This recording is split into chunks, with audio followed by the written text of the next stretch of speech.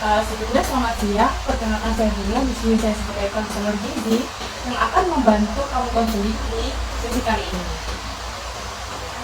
Halo Agatha, terima kasih sudah meluangkan waktunya.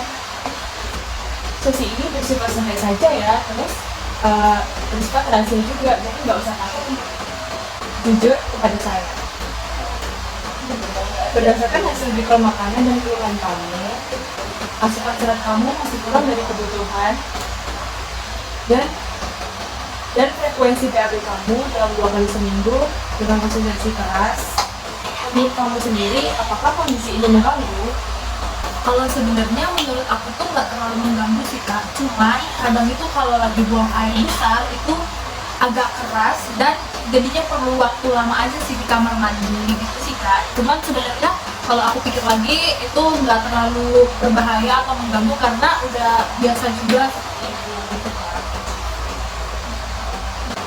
Jadi karena sudah terbiasa, kamu menganggap hal itu sebagai hal yang normal ya? Iya kak, jadi aku nggak terlalu mikirin juga sih. Boleh diceritain nggak pola makan kamu sehari-hari bagaimana? Kalau pagi-pagi tuh biasanya nggak sarapan sih kak, karena yang pertama itu aku juga males bangun pagi kan, terus biasanya jadwal kuliah aku itu agak pagian, jadi aku lebih milih untuk beli makanan di kampus, tapi itu pun kalau misalnya udah jam istirahat aja. Terus biasanya tuh juga beli ayam geprek atau mie instan aja sih, biar cepet juga kan kalau misalnya aku udah lapar banget pagi-pagi gitu. Terus kalau malam biasanya makan nasi sama lauk yang seadanya aja, namanya juga anak kos ya kak, jadi pasti selalu milih yang low budget. Sama sayur itu juga kadang nggak makan sih, karena aku juga kurang suka sama sayur. Dan kalau untuk buah itu juga hampir nggak pernah kayak bisa seminggu cuma berapa kali aja lah kak belinya, karena ya itu balik lagi anak kos gitu. Jadi selama ini kamu lebih milih makan yang praktis ya, daripada makan buah atau sayur? Iya kak, soalnya aku juga nggak terlalu suka sayur kan, dan kalau misalnya beli buah juga agak mahal biasanya, makanya jarang deh makan sayur. Oh jadi begitu. Di satu sisi kamu merasa ini biasa aja, tapi di sisi lain BAB 2 kali dalam seminggu dan posisi yang keras. Menurut kamu ada hubungannya nggak antara BAB ini sama pola makan kamu yang tadi? Kalau menurut aku ada sih kak, soalnya aku juga pernah baca-baca juga kan, kalau misalnya di buah sama sayur itu banyak serat. Nah kalau aku yang baca juga itu kalau serat itu dia mempengaruhi pencernaan kita sih kak. Oke, selain BAB yang keras, kamu pernah merasa ini nggak kembung di perut kamu? Sering banget sih kak, malah kayak aku ngerasa perut aku tuh penuh dan begah gitu. Terus kadang jadinya kayak malas gerak atau nggak enak gitu lah jadinya pas kuliah, karena kayak perut rasanya nggak nyaman gitu. Berarti sebenarnya itu udah cukup mengganggu aktivitas kamu ya? Iya kak, tapi aku belum benar-benar coba untuk merubah pola makan aku sih kak. Kalau dari angka 0 sampai 10, seberapa siap kamu mulai menambah asupan serat?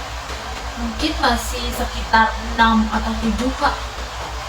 Kalau boleh tahu, kenapa kamu memilih angka 6 atau 7? Kenapa nggak 3 atau di bawah angka 7? Kalau sebenarnya sih aku tuh merasa capek juga sih kak, kalau misalnya lagi buang air besar itu lama di toilet, terus juga kayak capek juga sama keadaan perut kembung itu dan bikin gak nyaman banget ya, apalagi kalau misalnya itu kejadiannya pas lagi kuliah gitu. Jadi kalau bisa lebih lancar aja, saya mau coba sih kak. Itu alasan yang kuat. Kamu ingin merasa lebih nyaman dan aktivitas tidak terganggu ya? Ya kak, betul banget. Perubahan kecil apa dulu nih yang mau kamu lakukan?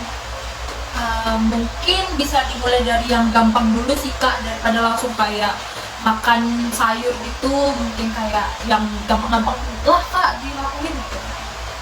Bagus banget. Gimana kalau kita bikin target sederhana? Misalnya nih, kamu makan 1 porsi buah setiap hari. Terus ditambahin 1 mangkuk sayur setiap kali makan. Terus ganti kacang dengan gandum. Minum air juga 8 gelas per hari. Apa realistis ya menurut kamu? Kalau buah mungkin bisa setiap hari sih Kak, kayak misalnya makan pisang itu mungkin masih gampang untuk aku cari juga. Terus sayur 1 kali sehari itu juga masih oke, nggak terlalu memberatkan buat aku juga yang nggak terlalu suka sayur ya. Untuk air putih mungkin memang harus diperhatikan lagi sih Kak, karena aku tuh juga kadang lupa buat minum air putih gitu. Jadi untuk target minggu ini, kamu makan buah setiap hari, ditambah sayur, pilih camilan yang tinggi serat, dan minum cukup air putih. Betul ya? Iya Kak, aku bakal coba pelan-pelan untuk mengubahnya. Oke, kalau lagi sibuk terus malas beli buah, gimana nih? Biasanya aku nggak jadi makan buah sama sekali sih Kak, dan balik lagi ya ke cemilan sebelumnya kayak gorengan atau snack, karena ya kalau misalnya lagi pengen ngemil banget nih gitu. Oke, terus strategi apa yang akan kamu terapkan supaya perubahan pola makan ini bisa konsisten?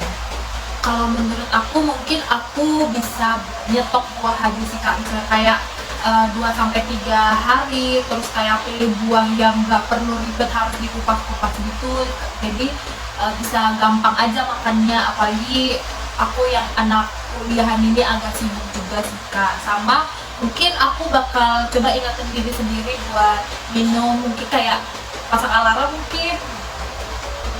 Nah, betul banget. Itu salah satu strategi yang bagus banget buat kamu.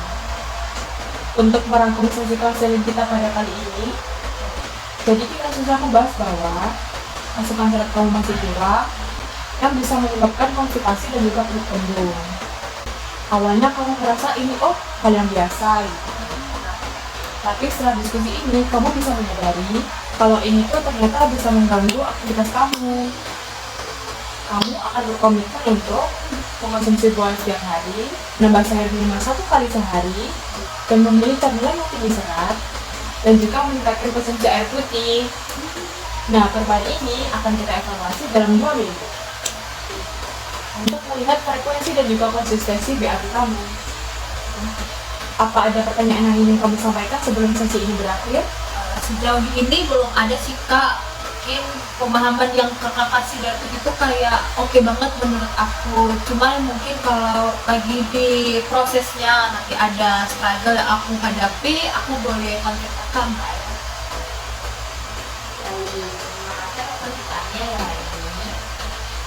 Boleh banget.